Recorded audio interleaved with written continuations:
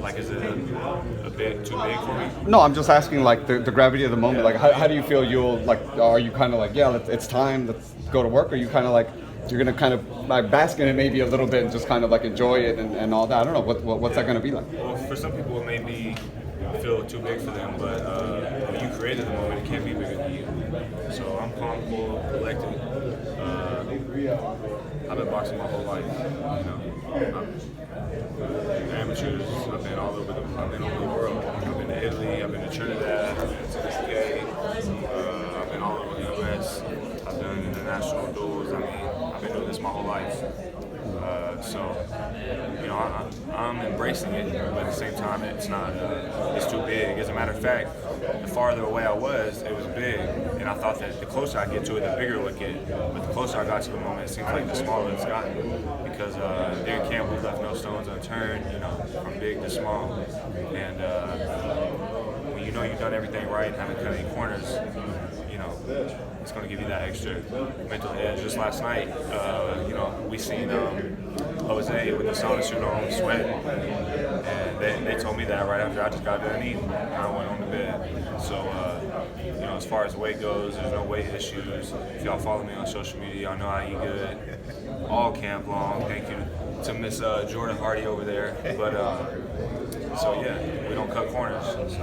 So you feel Caleb, when Uskataki got clocked by Darrell's coach, he took the shot really well. What were your thoughts on that when that happened, and what does that tell you about his chin? It seemed like he got a little bit of a beard, don't he? Yeah. So, good for him. But Uncle Darrell ain't Caleb playing either, so just made for a good social media moment, I guess. What were your thoughts on that when that happened? It's a little crazy to me, It seems like that's not what Andre wanted, It didn't seem like he was happy with that. But, sometimes we get caught up in the moment with the people we love, and sometimes we overreact. I'm sure we've all been there and done that in one scenario or another. So, that's how he handled it. So, hard to speak on things, how exactly you would handle something unless you're in that situation. So, Mikey Garcia. Okay. Yeah, brother. Yeah. Training camp was all good, no issues. Smooth as butter, man. Smooth as butter, he says. Yes, sir. This has been I'm sure y'all heard this a million times. This is my best camp ever. But this has truly been my best camp ever. I'm physically the strongest I've ever been. I'm punching harder than I ever have. My hands are healthy. It's a little crooked. Y'all can see it's a little bit crooked, but I've been winging and sparring. I've been letting it go. Put it back out there? It hasn't been giving me any trouble, any problems at all. Okay. That fit in the glove still? We got a custom glove with the thumbs on this side. But yeah, Cam, from the quality of sparring, we've had Ahmed Abiali who was fighting on the show as well. I want to give a shout out to him. Anyone who knows Ahmed Abiali knows he's a rough, tough dude who comes forward. He's bigger than Jose. He's thicker than Jose. He's stronger than Jose. That dude's 200 pounds. And let me just say, it's been I've been doing good sparring. So, shout out to Ahmed Abiali. Thank you for the work, man. The dude, he brought it all camp long. He's giving me great rounds. So, what is it that you plan on taking advantage of against Jose come Saturday night or Sunday night? The opportunity.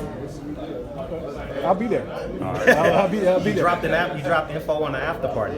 Is that confidence, or is that just? Does that give you an edge, or because Uzakaki's gonna see it and his team is gonna see it? So, I'm taking the belt to Greystone. Yeah. So that's it. Drake got a song, "Popping Bottles at Greystone." Maybe he'll be there. Last question for me. Sensitive subject, I know, but talk about the incentive you have to walking into the ring. When you go into the ring, it's I don't want to say a heavy heart. It might be even more enthusiasm and more inspiration for you. Just touch on that for a moment for us. By no means have I ever claimed to have the worst story. I didn't grow up the poorest kid. I grew up poor, but not the poorest. I grew up tough, but maybe not the toughest. I grew up, you know, it was hard, but it may not have been the hardest.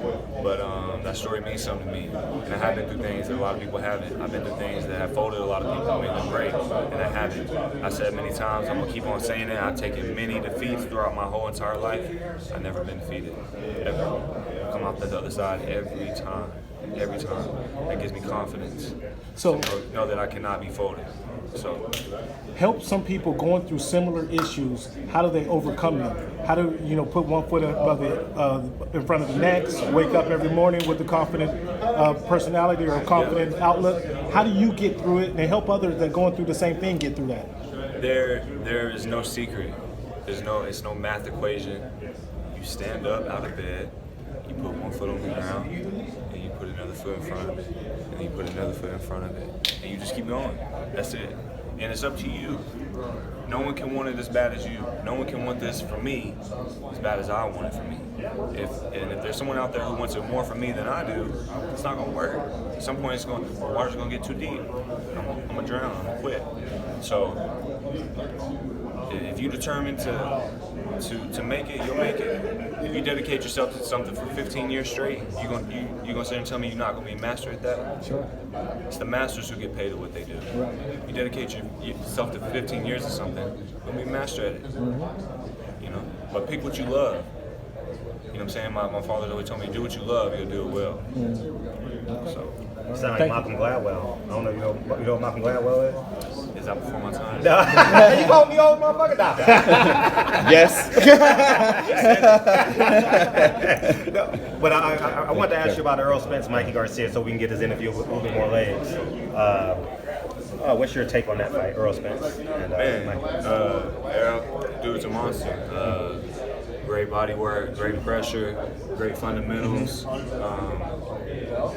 But then it's hard to also bet against somebody like Mikey, you know, someone who's proven himself over and over and over. Great boxing skill, great boxing fundamentals as well.